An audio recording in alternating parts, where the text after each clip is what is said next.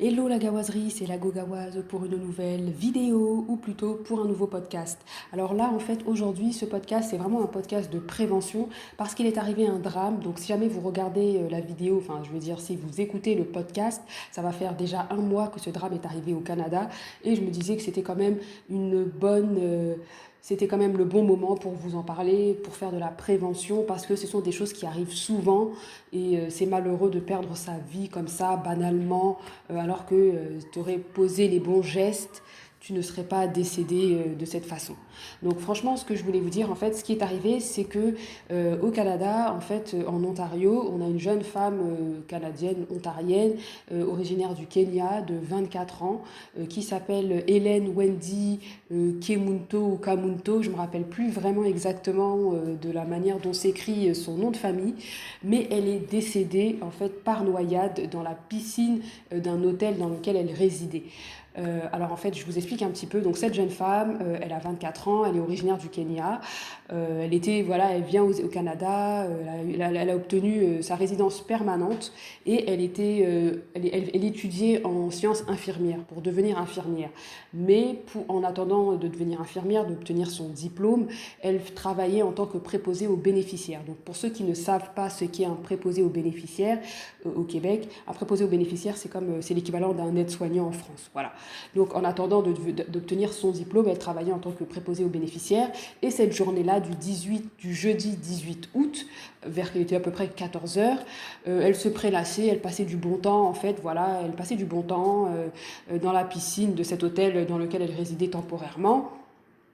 Et voilà, elle vivait sa best life comme on dit, et puis c'était voilà, elle profitait, il faisait chaud, il faisait beau, elle était là, elle piquait quelques têtes dans la piscine, et en même temps aussi, elle était en live Facebook, donc elle avait allumé sa caméra, et puis elle était en diffusion en direct sur Facebook.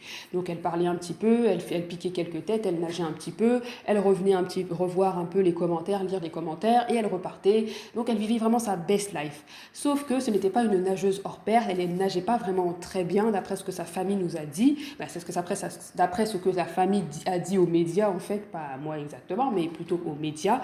C'était pas une bonne nageuse. Et ce qui est arrivé, malheureusement, c'est que elle s'est un peu aventurée un petit peu plus profondément dans la piscine, parce que c'était quand même une grande piscine d'un hôtel, et elle a perdu pied et elle n'a plus réussi en fait à revenir.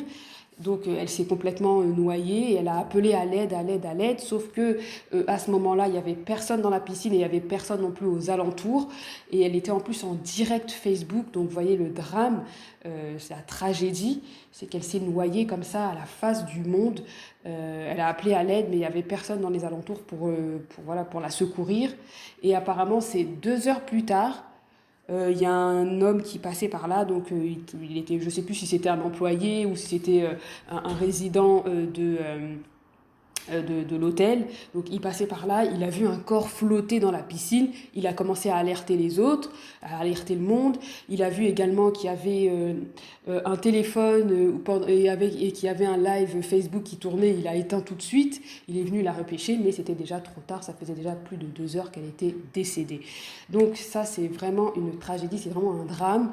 Le pire de tout ça en plus, c'est pas que c'est le pire, c'est que le pire c'est la mort, mais c'est qu'elle laisse aussi sa famille endeuillée, elle laisse sa famille dans le deuil, parce qu'apparemment son père est toujours en vie et il est au Kenya, et il raconte en fait que quand sa fille s'est noyée, lui il suivait le live Facebook, et il comprenait pas pourquoi en fait la vidéo faisait autant de vues, que les gens parlaient dessus, il comprenait pas vraiment, et c'est un ami kényan qui vivait au Canada, qui l'a appelé pour lui dire en fait que écoutez monsieur, votre fille elle est décédée, elle s'est noyée dans la piscine. Alors vous n'avez peut-être pas encore vu la séquence, mais si vous patientez un peu plus vous allez la voir. Et le père s'est complètement effondré parce que voilà, elle était l'aînée de 6 enfants, elle avait 24 ans. Apparemment quand elle a obtenu sa résidence permanente, donc quand elle est allée au Canada, etc., pour faire ses études en tant qu'infirmière et en même temps elle travaillait en tant que préposée aux bénéficiaires. Mais avec son salaire de préposée aux bénéficiaires, elle arrivait à payer ses études, elle arrivait à prendre soin d'elle, donc à subvenir à ses besoins. Et en plus, elle arrivait également à aider sa famille financièrement parlant. Parce que son père disait que c'est elle qui contribuait pour financer les études de ses frères et sœurs qui étaient au Kenya, vous voyez. Donc c'est une énorme perte pour la famille, c'est une énorme perte humaine déjà, c'est une énorme perte de façon, même le soutien émotionnel, financier qu'elle leur accordait également, c'est une perte. Et le papa dit, ben, je retourne à la case départ puisque c'est ma fille qui m'aidait beaucoup. Et là, de fait qu'elle soit décédée comme ça, ben, voilà quoi, qui va nous aider, enfin c'était elle qui nous aidait quoi, qui aidait la famille. Donc c'est vraiment triste, c'est vraiment malheureux, franchement, que son âme repose en paix. Franchement, comme on dit chez nous en Côte d'Ivoire, hein, que la terre de ses ancêtres lui soit légère. C'est triste, mais par là, ce que j'avais envie de dire, comme je vous dis, c'est vraiment une vidéo, un podcast prévention. C'est que si jamais vous ne savez pas nager, si vous n'êtes pas un bon nageur, parce que souvent dans les communautés afro, il y en a beaucoup qui ne savent pas nager, qui ne sont pas des bons nageurs. Si vous ne savez pas nager, vous n'êtes pas des bons nageurs, et que vous voulez aller sur l'eau parce que ouais, c'est bien, c'est l'été, il fait chaud, vous voulez aussi un petit peu montrer aux autres que vous savez, voilà, que vous êtes aussi, que vous profitez de la vie. Je vous en prie, mettez des gilets de sauvetage. Mettez un gilet de sauvetage. C'est obligatoire. Vous ne pouvez pas laisser ça. Vous pouvez pas skipper cette partie-là, en fait. Ça ne marche pas. Moi, je me rappelle que cet été, bah, par exemple, je suis allée avec des amis, on a fait du pédalo, on est allé faire du kayak, on est allé faire du paddle, donc de la planche à surf. Et c'était obligatoire, tu t'en vas pas comme ça, c'est obligatoire, tu dois mettre un gilet de sauvetage. Parce que si jamais tu tombes à l'eau et que tu sais pas bien nager et que tu es fatigué voilà, de nager avec tes bras et tout, bah à un moment donné, que tu veux soi-disant, entre guillemets, te reposer en attendant que les secours arrivent, le gilet de sauvetage te permet en fait d'avoir la tête hors de l'eau et donc de ne pas non plus être trop paniqué. Tu vois ce que je veux dire? Mais vous n'avez pas de gilet de sauvetage, vous n'avez pas... Et vous êtes là comme ça, vous vous noyez, vous mourrez banalement, bêtement, entre guillemets. Franchement, ne faites pas ces erreurs-là, parce que ce sont des choses qui arrivent toutes les années, ça arrive. Comme là encore cette année, il y a peut-être 2 ou 3 mois de ça, quand l'été était là en fait, ben, on a appris aussi encore au Québec qu'il y a une famille, c'est une famille de subsahariens, ils sont allés dans un parc aquatique et les 2 enfants se sont noyés parce qu'ils ne savaient pas nager et ils sont allés un petit peu dans un coin un peu plus profond et ils n'arrivaient pas à se sortir de l'eau. Le monsieur, le maître nageur, pas le maître nageur mais le sauveteur, il était trop loin. Quand il est arrivé, c'était trop tard, ils avaient déjà bu la tasse, enfin, c'était trop tard en fait. Vous voyez, donc il y a des choses qui peuvent être évitées. Mettez un gilet de sauvetage. Vous ne savez pas nager, vous n'êtes pas un bon nageur, mettez un gilet de sauvetage. Exigez un gilet de sauvetage. Mettez un gilet de sauvetage, apportez votre gilet de sauvetage. Il vaut mieux être plus protégé que pas assez. Surtout quand tu ne sais pas nager. Parce que l'eau, là, ça ne blague pas en fait. La force de l'eau, ça ne blague pas. Ça ne blague pas. Donc ne jouez pas avec vos vies. C'est vraiment malheureux ce qui est arrivé. Ne jouez pas avec vos vies. Surtout si vous savez que vous ne savez pas nager. En plus de ça, le deuxième conseil que je pourrais vous donner, et ça c'est un conseil même que le gouvernement du Canada donne, surtout quand c'est l'été et que les gens ont tendance à aller se baigner dans les cours d'eau, etc. Ils disent que même si tu es le meilleur nageur au monde, tu as gagné les Jeux olympiques de natation, je sais pas moi, le 100 mètres, le 200 mètres, ce que tu veux, ils disent même si tu es le meilleur nageur au monde, quand tu vas sur un cours d'eau, tu vas accompagner. Quand je dis tu vas accompagner, tu n'y vas pas tout seul. Ça veut pas dire que vous êtes tous les deux dans l'eau. Ça veut juste dire que quand tu vas dans l'eau, tu dis à quelqu'un, tu préviens quelqu'un en disant je suis dans l'eau en fait. Tu n'y vas pas tout seul parce qu'il peut t'arriver un malaise, il peut t'arriver n'importe quoi et tu es là comme ça dans l'eau et personne ne le sait. Comment on pourra aller te récupérer? Vous avez pas vu là dans les derniers Jeux Olympiques là dernièrement, il y a une nageuse, elle s'est évanouie et elle a coulé comme ça au fond de la piscine et c'est son entraîneur qui est allé la récupérer. Son entraîneur aurait été distraite et tout, et la fille elle mourait comme ça alors que c'est une nageuse professionnelle. Franchement, ne jouez pas avec vos vies quand vous savez que vous savez pas nager. Si vous voulez pas aller dans l'eau, bah, vous pouvez barboter, genre tu trempes tes pieds, tu pars. Si tu veux vraiment aller jouer dans l'eau, tu mets un gilet de sauvetage. Si tu es un nageur professionnel et que tu veux pas mettre de gilet de sauvetage parce que toi, tu es le meilleur, t'as gagné les Jeux Olympiques de je sais pas qui, je sais pas quoi, tu dis à quelqu'un, je vais sous l'eau, enfin, je vais dans l'eau en fait.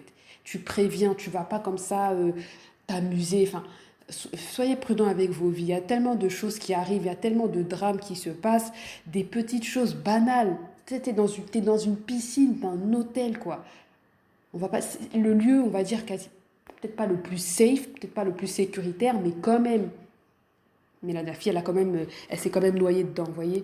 Donc quand tu sais pas nager, toi-même tu connais je veux dire, tes compétences, tu sais ce que tu es capable de faire ou pas. Quand tu sais ça, que toi tu sais pas nager, bah en fait tu portes un gilet de sauvetage en fait. Tu portes un gilet, même si tu passes pour quelqu'un de ridicule, il vaut mieux passer pour quelqu'un de ridicule que de perdre sa vie à 24 ans. Vous voyez ce que je veux dire?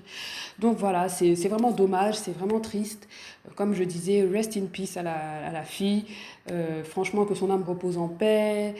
À sa famille aussi, parce que voilà, ils ont perdu un membre de leur famille, donc déjà c'est le plus triste. Mais en plus, ça, c'était un soutien moral, un soutien financier. C'est malheureux, c'est tout a recommencé à zéro, donc voilà, c'est tout a recommencé à zéro pour la famille. C'est triste, c'est vraiment triste, donc ne perdez pas vos vies bêtement. Il y a tellement de choses qui arrivent dans ce monde. Protégez-vous, restez en sécurité en fait. Si tu sais pas nager, si t'es pas un bon nageur, mets ton gilet de sauvetage et avise quelqu'un quand tu vas sous l'eau. Comme ça, si jamais il arrive de quoi, au moins t'as un gilet de sauvetage, tu peux patienter la tête hors de l'eau jusqu'à ce que les secours arrivent.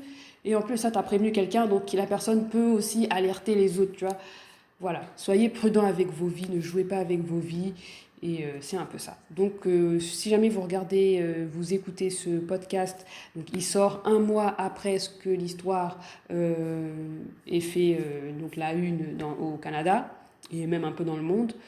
Vous voyez, mais je trouve que c'est quand même important à rappeler, c'est quand même important d'en parler parce qu'il y a trop de noyades qui auraient pu être évitées en fait. Donc voilà.